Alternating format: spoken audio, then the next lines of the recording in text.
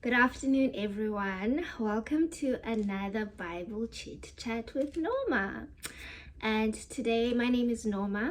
I'm a PhD student, loving God in my 30s. I have gone back to my first love. I have left everything in the world, and I am living a very joyful life with Jesus.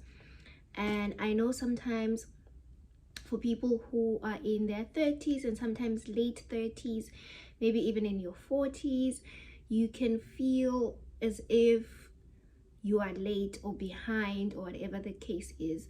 And in this channel, I just want us to speak the truth of God in that area and to shine the light that in your 30s you are not late for anything. You are never late with God. He is the creator of time. He holds time in his hands. It can feel like you're late because when you look around you, you see people that are starting off. And I think sometimes when we compare ourselves, and that's the deception of the enemy, we don't compare ourselves accurately. You're going to look at people in their 20s who are in the morning of their life, and you want to compare your life with in your 30s with someone who's in their 20s.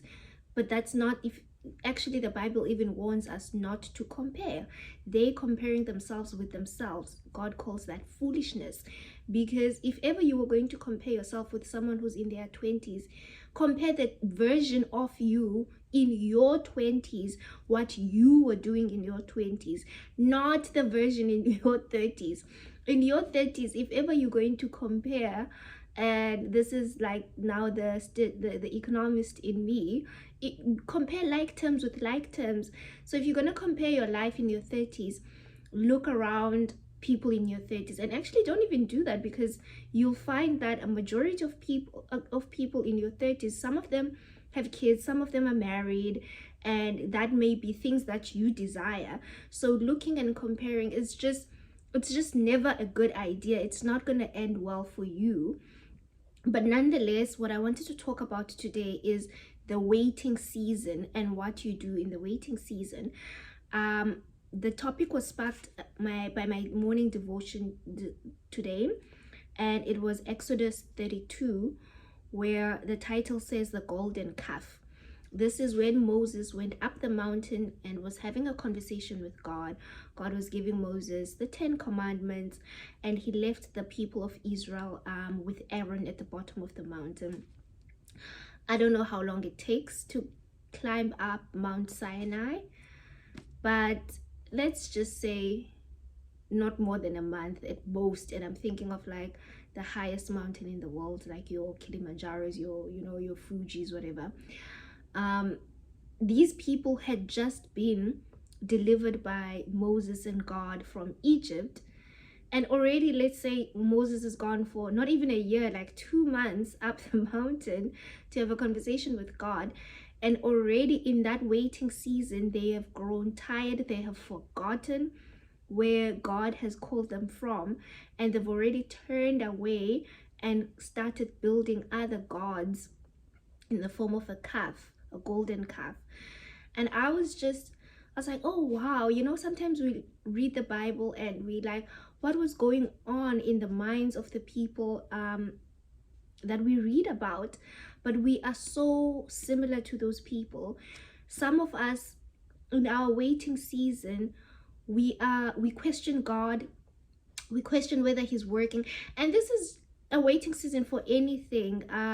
It could be marriage, it could be waiting for a family, to start your own family. Some of us, it could even be waiting for a job. Maybe you have just changed careers, you've decided to maybe go back to school, and now you're back in the job market. But whatever the case is, or maybe even waiting for your first home, maybe you haven't bought your first home yet, you haven't bought your first car yet. But one thing that is evident in human life, there is never, maybe a few people reach that stage where they look and they say, I have everything God has delivered. And I believe we can get to that stage here on earth. But for most of us, I think if you are 40 and below, there's something you are always waiting for. And it could very well be that the things most people aspire for in the physical, like maybe a family, a marriage, a spouse, a job, an education, children, whatever the case is, maybe you have all of those things. But I question if in your 40s you are looking and you are saying, you know, Lord, call me back home right now. There's nothing more I want. There's always more heights in God.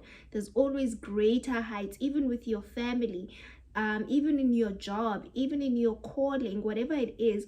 There's always more with God. He's the God of the universe. He is so much bigger than our minds can ever imagine. There's always new heights to scale with him.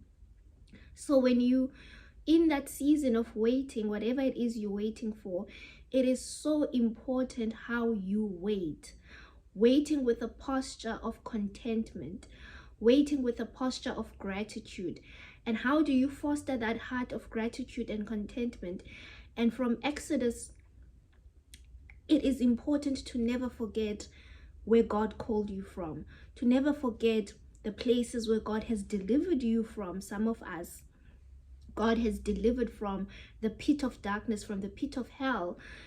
And we were not even praying for God's deliverance, but he did that out of his love and out of his mercy. So how much more when you are now in his presence, in his house, praying and communicating with him, how much more will he not do and deliver the things that you actually ask that are in accordance with his will for your life? And part and parcel of God's will for our life is that we live in the goodness of the Lord, that we have an abundant life. And most of these things do satisfy that desire of living an abundant life, living a wholesome life. So for me, I even sometimes hear, especially if you are in your 30s and you desire marriage, I think that's well within God's blueprint for everyone who desires marriage. It's scriptural. And sometimes I am taken aback when people say, oh, maybe I'm not called to marriage. I'm like, what do you mean? What does that even mean? I do think there are specific purposes and designs God desires to do through certain marriages.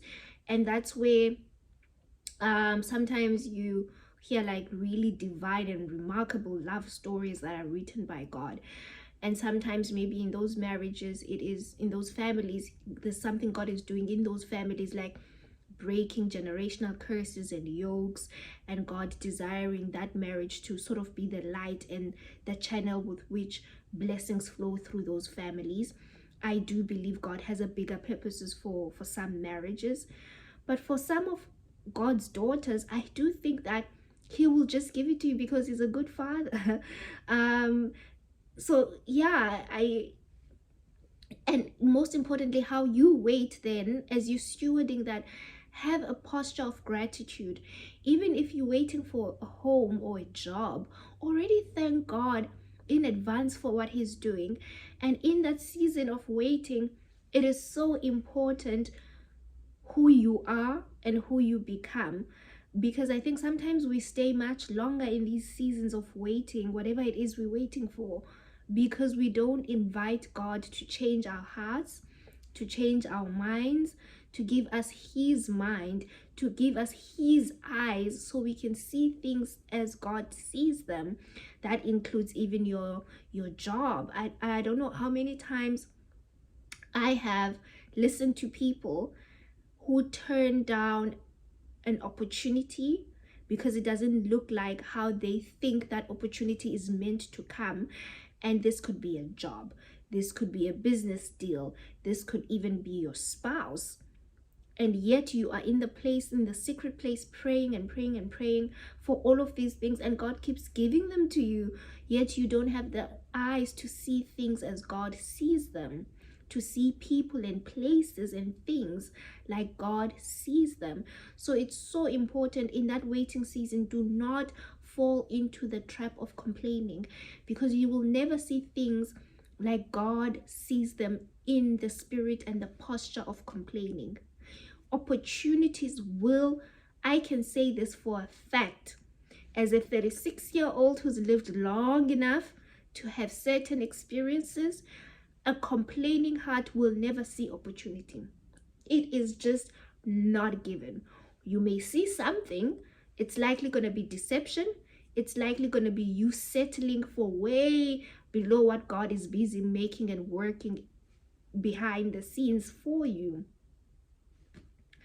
And so, yeah, I just wanted to share that daily devotion with you today, from the book of Exodus. Just in your waiting season, whatever you're waiting for, and even as we begin the year now, there are many requests that we are reflecting on that maybe God hasn't answered yet, and there are some that we are placing again on his table with an expectant heart, with a joyful heart, with a grateful heart, already expecting God to move and to act in those areas.